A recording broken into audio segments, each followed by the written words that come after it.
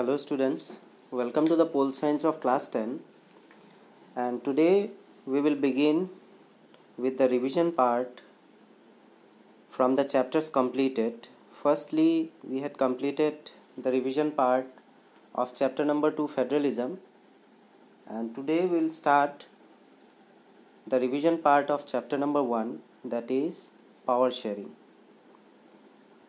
The topics related to power sharing has already been completed. So related to this chapter, we shall begin with the revision point and we will see whether all the topics related to the chapter power sharing are clear or not. So let us proceed then. So the first point that comes under power sharing is about its definition. So when we tell power sharing, in simple words we can tell that power sharing is the process during which the power is actually shared between two or more constituent units, or you can say it can be two in number also, that is between the central government and the state government also. And going to the third level of hierarchy, it can be what? The local level of government also. So related to power sharing, it is a technique to share the power at different levels. Clear? It is an idea inculcated in democracy so that the power is not concentrated at one hand only, and that different forms can keep a check on each other. That means why the power is shared actually. To understand it more elaborately, we should also understand that whatever the power is shared between different organs, that is due to the fact that if powers are given in a single hand, then that individual or the organization that is having the power in its own hand may become what? Dictator. So for that reason also powers are divided into two or more constituent units, so that what can be the result after the sharing of power? The result can be that after the sharing of power, no one will become dictator, number one, and every one of them can have a check on each other related to the duties assigned or the responsibilities assigned to the particular type of government. So they can have a look at, or they can have a check at each other. So India is an example of holding together federations where the power is shared between central government and different constituent states. So if we talk about India and if we talk about power sharing, that means we can tell what? That India is a federal form of government in which the power is shared between two or more constituent units. That means if we try to understand from the hierarchical order, the highermost authority is the central government, then the second order hierarchical order is the state government, and below that is the local level government. So for the reason it is written that it is shared between central government and different constituent units.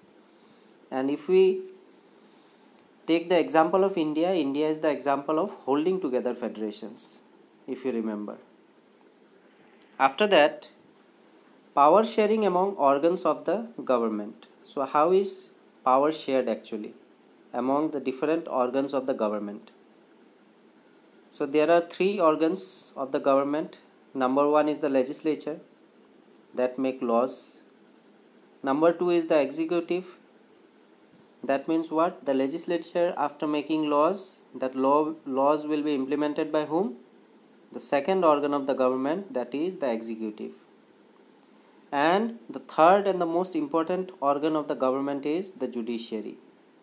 And what is the work of judiciary? Whatever the disputes and conflicts are there between the different types of government, you can say like central government or state government or any disputes that are there, so it is the responsibility of the judiciary to resolve that dispute by giving the verdict. Clear? So if we talk about the different organs of the government, the power is also shared between them, between the legislature also, between the executive also, and thirdly the judiciary also. And what is their duties? Legislature will make laws, executive will implement it, and judiciary, if any conflict or disputes are there, they will try to resolve that. Clear? So if you can see in the picture, you can see that why power is shared between these three organs. Because out of these three, if the power was given only to legislature, then in that particular scenario, what would have happened? Then legislature could have become dictator. For that reason only, the power is shared equally among legislature, executive and judiciary. So if power is shared equally, then what will happen? What will be the scenario then? Both or each one of them can have a look at each other's progress of work. But remember that if power is shared between the different organs of government, they are independent. That means what? The legislature cannot interfere in the works of executive. The executive will also not interfere in the works of legislature or judiciary. And in the same way, judiciary will also not interfere in the works of legislature and executive. But what they can do, apart from not interfering, they can at least have a look at the works and responsibilities what are given to the different organs of the government. Clear? So legislature, executive and judiciary keep a check on each other, as we have discussed already. This results in balance of power among various institutions. That means what? If they are having a look at each other's responsibilities and duties, how they are doing or not, the progress.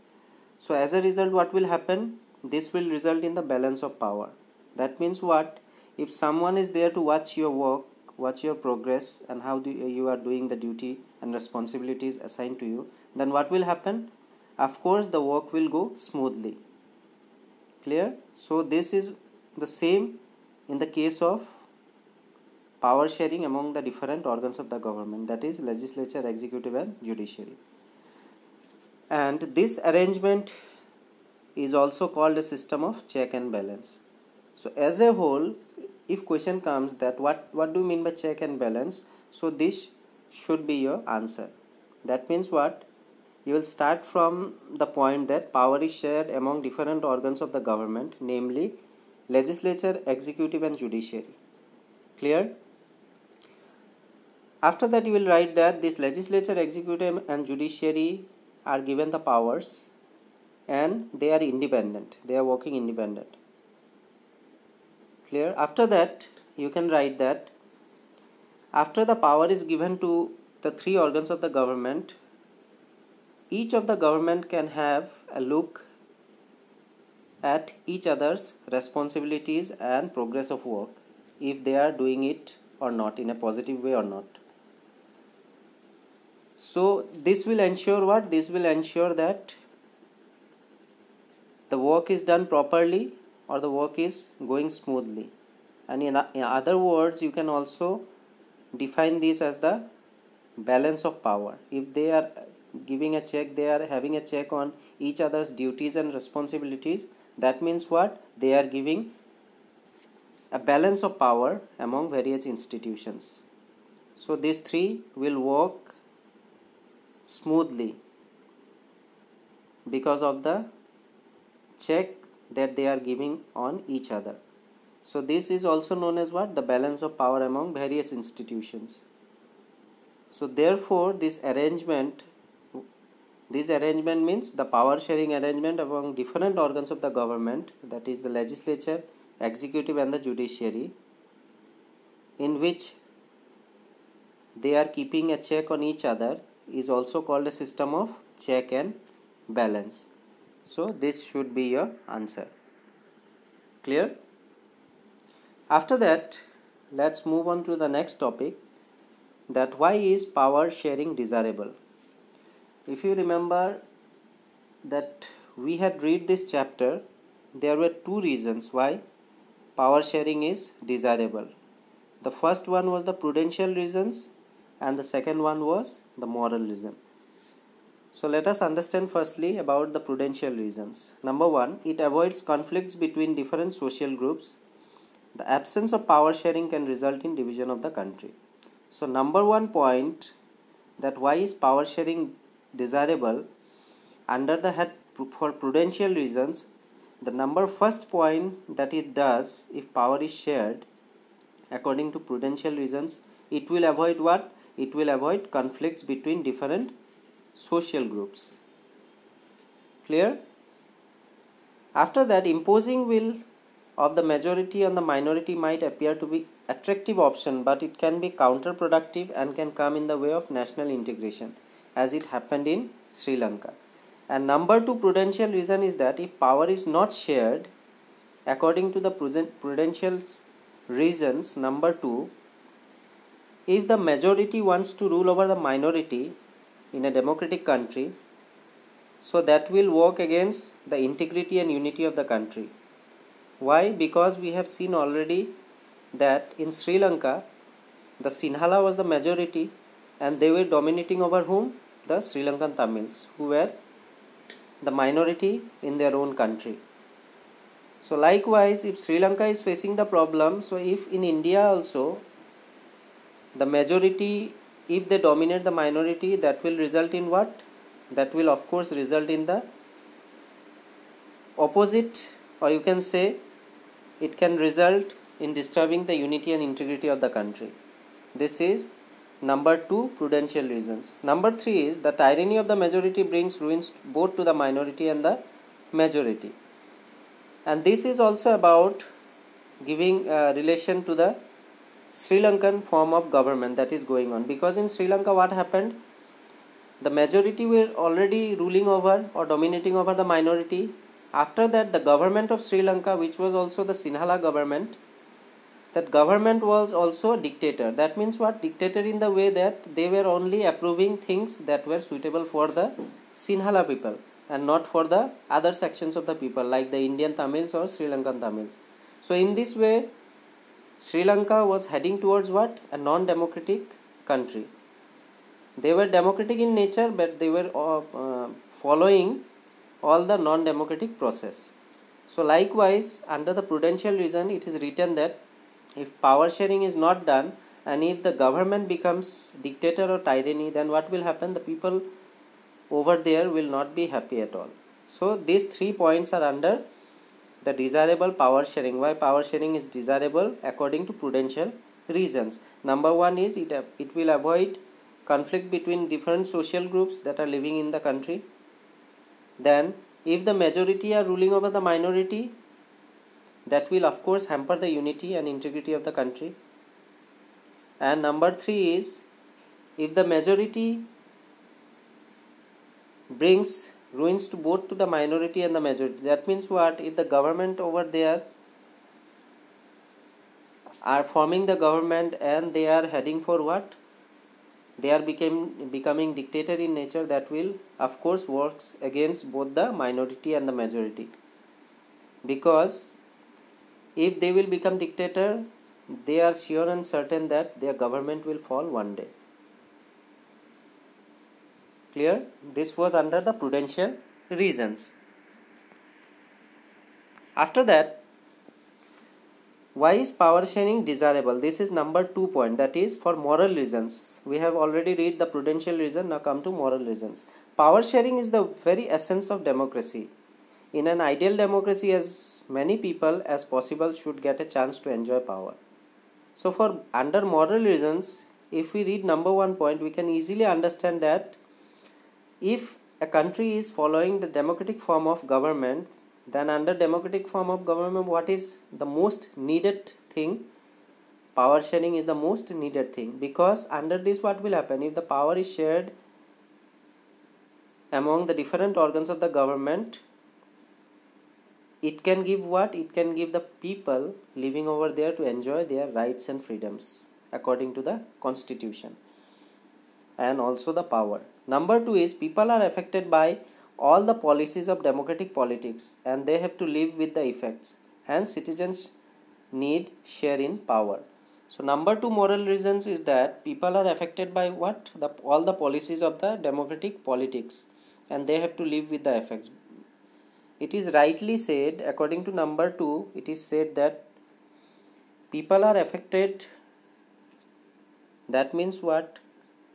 They will enjoy or they will suffer because of the fact that whatever the policies are there, that will come according to the policies of the democratic politics. That means whatever the government will come there and whatever the things are already being mentioned in the constitution, starting from rights and equalities, that will actually affect them either in a good way or in a bad way.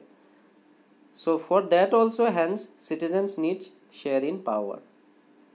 So for that reason, as a whole, we can say that the citizens living in that particular country needs, of course, the share in power. And number 3 moral reason is that a legitimate government is one where citizens through participation acquire stake in power. And last but not the least, this is the most important point regarding the democratic form of government, or you can say the power sharing, because it is possible only through power sharing that a general citizen like you and me can also acquire stake in power. That means you can acquire some important position in the government through participation. That means you can participate in the form of member of parliament also, in the form of member of legislative assembly also, or a ward commissioner also, or various positions that are in the government's quota. So if we talk or if we take examples of a country like India, then we can say that there is a legitimate government. Of course, there is a legitimate government. It is a legal one. So if eligibility criteria is there, suppose we are of 35 years of age, we are the Indian citizens. So there is a chance, there is a eligibility that we can also form or we can also claim to fight elections through a democratic process. So point number 3 is about that only, that where citizens, if it is a legitimate government, citizens can do what? They can through participation acquire stake in power. That means through participation they will fight. You can fight elections, I also can fight elections, and by contesting in that elections, if we win, we will have a stake in power. That means we will acquire for the post. Suppose if I am contesting for the post of member of legislative assembly, if I won through the voting process, then I will have what? I can acquire an important position in the government. So this is the advantage of power sharing in a democratic government. So today we will wind up here only. And in regard to the chapter power sharing, firstly, today we studied about the definition of power sharing. Then we read about the power sharing among organs of the government, namely legislature, executive and judiciary. After that, we have also read about why is power sharing desirable, and due to 2 reasons it was. One was prudential reasons, under which 3 points came. Number 1 was it can stop conflict between different social groups. Number 2, majority cannot rule over minority, and majority government cannot become dictator. That was under prudential. And the last point that we read today was why is power sharing desirable. According to moral reason, number 1 was that power sharing, if a country is democratic in nature, it will of course share, it will have power sharing. The number 2 is what? The policies are according to the democratic politics only, and that can affect the people living in that particular country, either in a good way or bad way. Therefore also the citizens need share in power. And third point was the most important point. That means a general citizen like you and me can also acquire some important position in the government through participation. That means we can also fight elections, and if in elections through the democratic way, if we can manage to win, then we may form, or we can have that important post in the government. So I hope that whatever the points we have read today, it is now clear to you. With that, I will wind up today's topic. Thank you.